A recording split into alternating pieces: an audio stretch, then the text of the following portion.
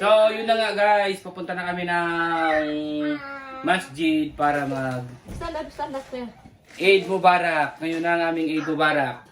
Okay, yan na po. Prepared na yung mga kids. In the show. So, yan na po sila. So, excited na. Medyo tanghali na po sila. Kumising. Okay. Yan na po. Wala, mamaya na. Ano yan? Initin mo siya. Mamaya guys, pupunta kami Initin mo, di ba may cheese dyan? Initin sa mo aming muna. mga lolo at lola. Ikat mo ng maliliit, tapos nilagay dyan, tapos init, dyan, subo mo pang pasta. Pwede bli dahil wala, be. Wala lang to perdibli, galos-los. Ang ano?